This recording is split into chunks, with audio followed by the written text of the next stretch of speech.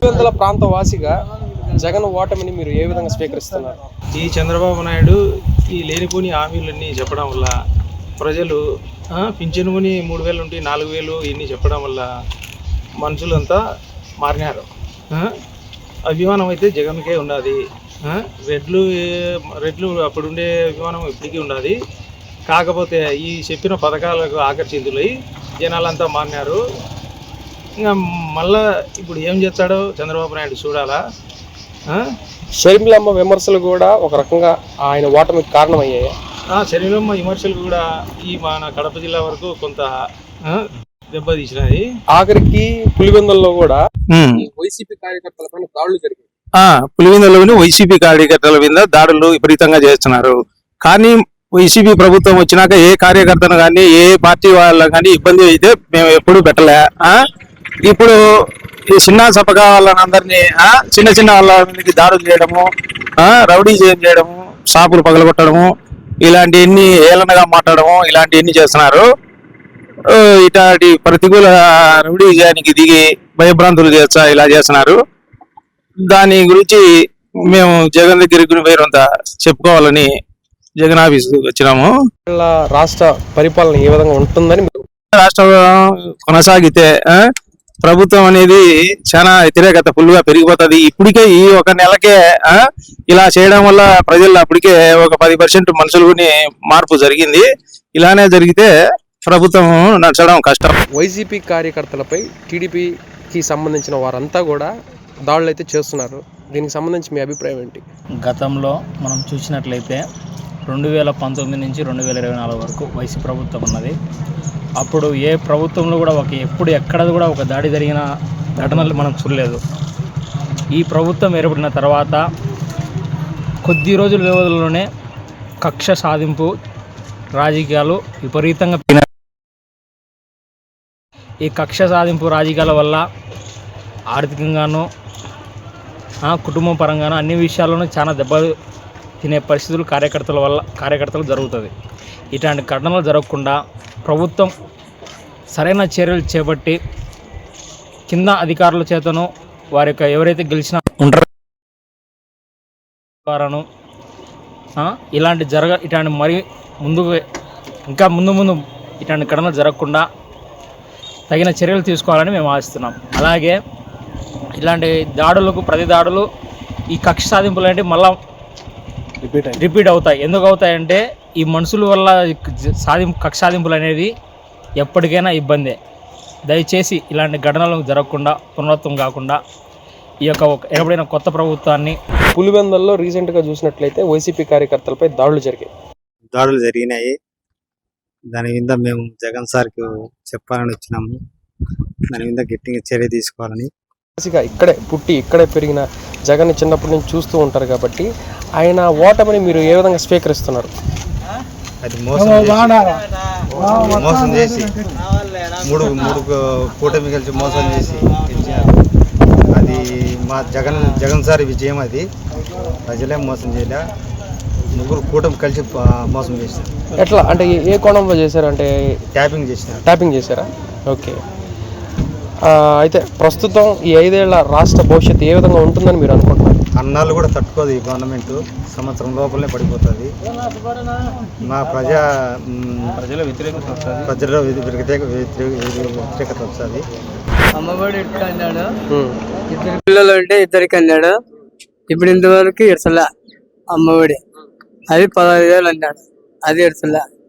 రైతు బంధు అన్నాడు 20,000, అది ఇప్పుడు ఏమంటున్నాడు కందుల ప్రకారం అన్నాడు, అది ఇడ్సలే. ఈ నెలలో ఇడ్సాల్సింది. ఇప్పుడు పంట పెట్టే టైం ఈ రైతు పంట పెట్టే టైంలో లేకుంటే మళ్ళీ ఎందుకు లెక్క? వద్దు, మాకు నమ్మకం లేదు. ఎందువల్ల అంటే అప్పుడు 2014 మోసం వేసిన కొంతమందికి ఇచ్చిన రైతులు, కొంతమందికి ఇలా చెప్పాడు, అన్ని నెరవేర్చాడు. 9 పథకాలు చేసిన. కార్యకర్తల మీద టీడీపీ కార్యకర్తలు దాడులు చేస్తున్నారు.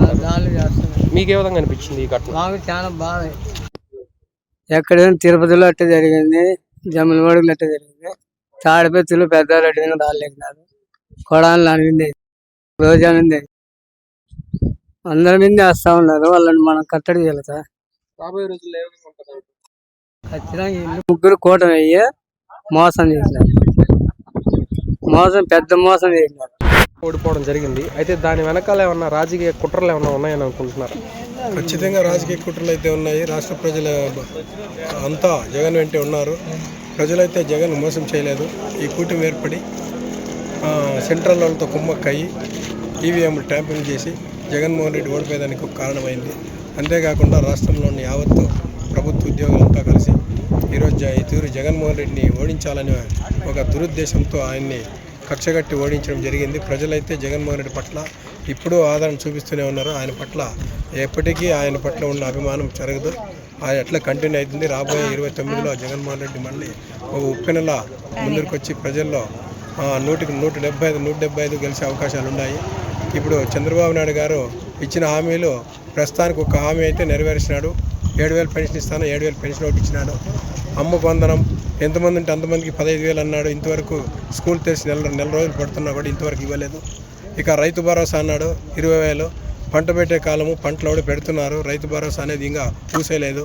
ఇంకా ఆడవాళ్ళకి బస్సులో ఉచితంగా ఫ్రీ ప్రయాణం అన్నాడు, అది కూడా ఊసేయలేదు. ఇంకా 3 గ్యాసులు ఫ్రీ అన్నాడు, అది కూడా ఊసలేదు. రాబోయే రోజుల్లో జనాలకు కూడా అర్థం బాగా కావాలి. అయిన తర్వాత ప్రజలే తగిన గుణపాఠం చెప్పే రోజులు కూడా ఇంకెంతో కాలం లేదు. దగ్గరలోనే తిరుగుబడే రోజులు. జగను చాలా తక్కువ సీట్లతో ఓడిపోయారు. దాని వెనకాల రాజకీయ పరిణామాలు అంటే కుట్రలు ఉన్నాయని చెప్పి అంటున్నారు. అది ఎంతవరకు నిజం అనుకుంటున్నారు? 100% రాజకీయం జరిగిందంటారా? ఖచ్చితంగా 100%. ఏ కోణంలో? ఏ కోణంలో అంటే ఇక్కడ నరేంద్ర మోడీ గారు ఎక్కడ ఇది చేస్తే అక్కడే ముగ్గు తిప్పుతుంది. ఎందుకంటే అది ఈఎం ట్యాంపరింగ్ కావచ్చు, జనాలను భయపెట్టడం కావచ్చు, ఏదైనా కావచ్చు. దాంట్లో 100% గ్యారెంటీ. చంద్రబాబు నాయుడు చాలా హామీలు ఇచ్చాడు. అవును సార్. అన్నీ నెరవేరుస్తారంటారా? చూద్దాం సార్, ఇంకా టైం ఉంది కదా. మీకు నమ్మకం ఉందా? ఆయన 75 ఏళ్ళు సీనియర్ అంటారు కదా, ఆయనకైతే మన మనస్ఫూర్తిగా ఆయన కూడా ఏకీభవించాలి. కాకపోతే ఆయన మాట్లాడే మాటలు, ఆయన చేసే విధానము ఏమాత్రం ఏ సామాన్యుడు కనుక అర్థం కాదు సార్. ఆయన ఏ టైంలో అయినా ఎవరినైనా ముగ్గు పెడతాడు, ఏ టైంలో ఎవరి కాళ్ళు అయినా కొడతాడు, ఏ విధంగా అయినా చేయగలిగే సత్తా దమ్మున్న. వైసీపీ కార్యకర్తలపై దాడులు జరుగుతున్నాయి, దానిపై మీ అభిప్రాయం ఏంటి? అదే ఉందండి, ఆయన చెప్తే కదా ఇంతకుముందు కూడా చెప్పినాను కదా. ఒక సామాన్యుడు ఇప్పుడు ఈ మీడియా నేను మాట్లాడినా కదా, నా ముఖం మీరు చూపించండి, రేపు పొద్దున్నే ముదిగుబ్బులో ఎవరితో అయినా ఏమైనా చెప్పగల దమ్మ ధైర్యం టీడీపీ కార్యకర్తలకు ఉంటుంది. అది వాళ్ళ చేసే రాజకీయం. జగన్ అనే వ్యక్తి కనపడకూడదు, ఆయన కనుమరుగు చేయాల. ఒక ఆయన పాత్ర మాట్లాడుతున్నాడు కదా సార్, ఆయన ఇంకా జగన్ సావలేదు, బతికే ఉన్నాడు అని అంటే ఇది రాజకీయమా లేకపోతే గుండాయిజమా? నేను ప్రశ్నిస్తున్నా.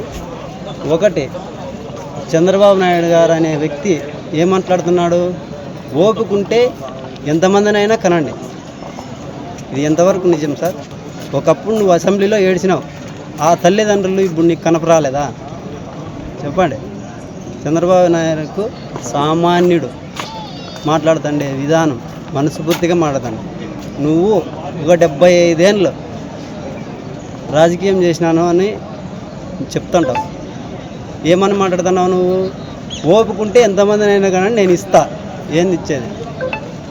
అట్లేనా నువ్వు మాట్లాడేది? చెప్పినవన్నీ చేయడం అంటారా? నెరవేర్చేది కాదు సార్. ఓపుకుంటే ఎంతమందినైనా కనండి అంటున్నాడే కదా, ఆయన ఇస్తా అంటున్నాడు కదా, ఇచ్చేవి ఇస్తాడా అంటున్నాడు. కనండి అనేది ఎంతవరకు కరెక్ట్ సార్? అదొక్కటి చెప్పమను. నువ్వు చేసేది చేయండి ఇంతకుముందు చూసినాం, కరెక్టే. ఒకప్పుడు ఎన్టీ రామారావు చనిపోతానే పరిపాలించినావు, అది కరెక్ట్. అప్పుడు నేను నీకు కూడా ఓటేసిన, నేను కాదనట్లే. అప్పటికి ఇప్పటికి నీది చాలా చేంజ్ అయిపోయింది. నీ మార్పు, నీ విధానము, నిన్నేం తప్పు పట్టడం అని కాదు, ఒక సామాన్యుడైన ఆవేదన.